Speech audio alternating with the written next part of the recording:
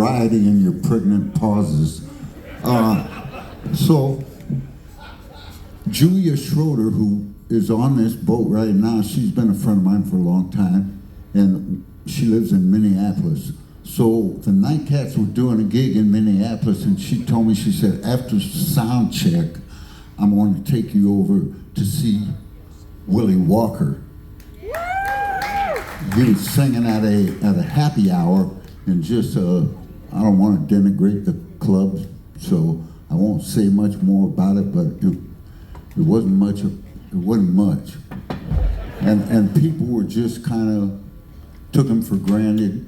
And this guy, there's a difference between somebody who's got a great voice and somebody who's got a great voice and is also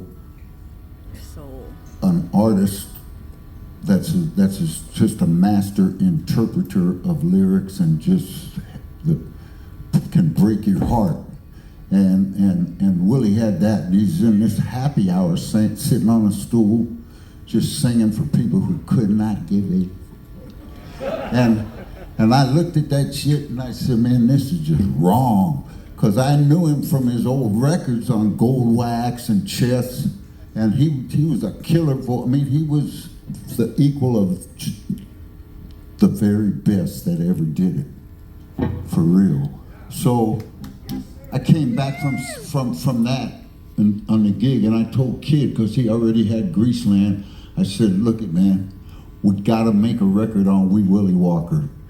And it was like a dream come true for me, man, because we got to co-produce this, and I got to pick out a lot of songs, and he chose what he wanted to sing, and it was just a beautiful experience. Nobody got paid, and it was it was the most heartwarming, touching thing of my whole long as I've been doing this shit. So he was a sweetheart of a person. He was a beautiful person, man, and yeah, it was just, I miss that guy.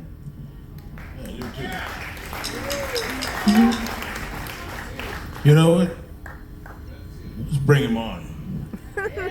Yeah. I want to add one thing. Willie told Rick that night, he said, hey, Rick, you know, I know who you are. I seen you on the Blues Cruise. And Rick said, oh, cool, you got a gig on the Blues Cruise. They go, no, me and my wife go as passengers. And he was here as a regular passenger multiple times. And he could barely kind of like, you know, we wouldn't even get him any respect at the Crow's Nest jam. Yeah, he told me he would go to jams and they'd just diss him and put him, you know, because he didn't play rock guitar or some shit, man. Yeah. Infuriating shit, man. We just, you know, so. Yeah, so, you know what? This is how it should have been. And now it's going to be like that. You know what? I should add too.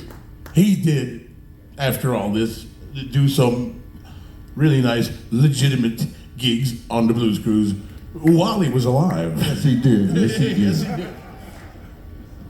Read between the lines. This is the first tune from the record we made with him.